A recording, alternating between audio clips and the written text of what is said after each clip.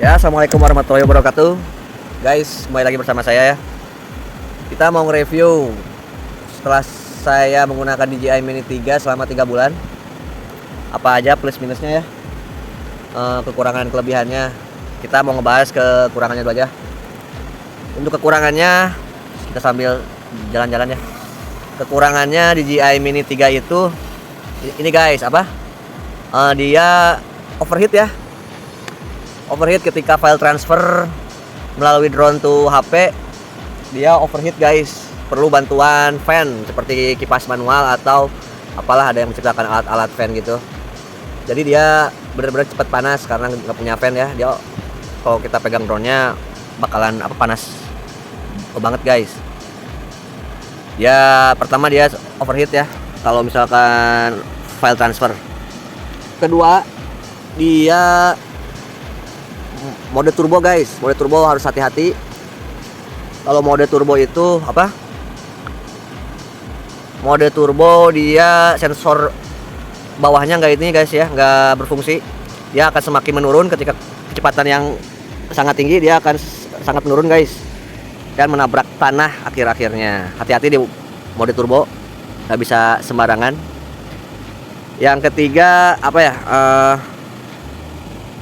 untuk fitur, hati-hati untuk menggunakan quick shot ya, karena dia nggak dilengkapi sensor. Kalau yang belum paham, dia bakalan nerbangin, yang baru pertama kali nerbangin drone, dia akan mencoba quick shot fitur tanpa melihat medan sekitar ya guys. Tanpa melihat medan sekitar, dia bakalan menggunakan fitur quick shot, dan itu sangat berbahaya untuk mode bumerang. Dan ada mode bumerang, dan untuk mode bumerang dan helix hati-hati, dan circle juga, karena dia nggak dilengkapi sensor, bisa menabrak ya. Hati-hati, nggak punya sensor ya. Hati-hati juga untuk bobot, dia jadi rentan terhadap serangan burung ya guys. Banyak burung-burung yang suka kepo karena drone-nya kecil, suaranya adem, nggak terlalu bising ya, adem banget. Jadi burung-burung semakin berani untuk kepo drone ini gitu. Yang ada yang suka muterin, ada yang suka nyambar-nyambar dikit meskipun nggak berani, cuman dia suka kepo lah, sasaran empuk burung, apalagi burung-burung predator seperti elang ya, yang agak besar. Dan satu lagi guys, dia itu bawel guys. Kalau misalkan dia ada angin kencang sedikit, dia selalu memberi peringatan gitu. Bawel. Padahal kalau saya lihat-lihat di forum dan di video-video eksperimen tes gitu ya, dia sangat kuat sekali terhadap angin. Bahkan bisa melebihi dari spek yang tertulis gitu ya. Bisa melebihi spek yang tertulis. Dia emang rada bawel. Dia hanya memperingati, hati-hati drone tidak bisa kembali karena angin kencang gitu ya. Ada bagusnya, cuma terlalu bawel lah gitu guys. Untuk yang lain no problem. Baterai durasi oke. Cuman ada yang bilang sangat ringkih ya, sangat ringkih sekali bodinya. Tapi menurut saya enggak. Saya udah crash hampir 2 kali 3 kali lah, tapi still oke. Nggak ada yang baret, nggak ada yang apa-apa, masih normal seperti beli baru ya, nggak ada yang retak apa. Cuman emang dia didesainnya oleh para insinyur DJI-nya ingin ringan ya, mungkin emang si bodinya dipertipis ya biar menyesuaikan beratnya. Karena spesialnya drone ini adalah di bobot beratnya cuma 249, bebas sertifikasi dan lain-lain guys gitu. Dan untuk kelebihannya guys, kelebihannya drone ini nggak rese ya. Drone ini ya nggak rese lah, nggak dikit-dikit error apa gitu, error enggak. Ini benar-benar bandel drone ini dan nurut ya, benar-benar belum pernah ada kendala apa-apa. Dari dulu saya menggunakan belum pernah ada kendala apa-apa. Cuman dia GPS-nya rada lambat ngeloknya ya, menangkap sinyal GPS.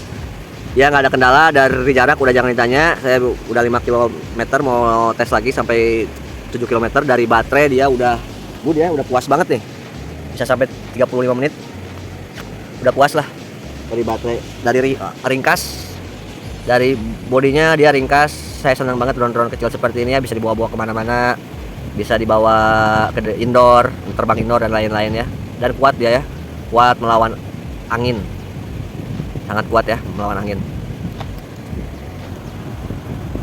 Dan untuk kelebihannya juga dari kamera ya udah jangan ditanya lagi. DJI Mini 3 itu udah speknya hampir setara dengan DJI Mini 3 Pro ya, dari kualitas malam, pengambilan gambar, meskipun dia nggak support 60 fps di 4K ya, dia hanya supportnya 2000 di 2K ya dia supportnya. Cuman dia untuk kamera udah jangan dibahas lagi, hampir setara lah sama DJI Mini 3 Pro guys. Dan kelebihannya apa? Satu lagi kelebihannya, ini adalah sangat murah guys, murah banget dan worth it gitu ya. Untuk drone seharga 7 juta ini kita udah puas sekali, overpower seperti ini ya. Ini sangat worth it. Ini kelebihannya, dia murah dan sangat worth it untuk pesaing di kelas saya, seperti misalkan ada Vimy X8 versi 2, Vimy Mini ya. Dia sangat worth it guys, dan nurut banget lah. Benar-benar drone yang sangat baik untuk pemula, bahkan untuk menengah juga udah worth it ya. Ya begitu guys, kira-kira intinya nggak ada kendala selama saya menggunakan ini, nggak pernah ada error apa-apa. Cuman error dulu pernah error radar ya, nggak sesuai. Cuman setelah update firmware udah normal ya, nggak ada error lagi guys gitu. Jadi so far so good, no problem. Drone ini drone terbaik yang pernah saya miliki ya, meskipun saya pengen upgrade ke Mini 4, cuman sepertinya Mini 3 juga cukup. Saya antara ingin Mini 4 atau menambah drone FPV ya. Pengennya sih DJI Avata ya, saya pengen menggeluti dunia FPV guys gitu. So jangan ragu untuk beli drone ini. Ini udah sangat layak dengan harga segitu ya. Sangat bagus, sangat baik, nggak ada kendala, nggak pernah ada error, nggak pernah mengecewakan ya. Ada bun nggak ada, selama saya ini aman. Sangat bandel. Cuman saya beli yang RCN1 ya, yang DJI RC saya belum pernah coba, nggak tahu minusnya apa. Cuman saya menggunakan yang DJI RCN1 dan jaraknya sudah terbukti 5 km, sinyal masih 3 bar di pedesaan ya. Di perkotaan sekitar 1 kilometeran lah. Oke guys, terima kasih. Wassalamualaikum warahmatullahi wabarakatuh.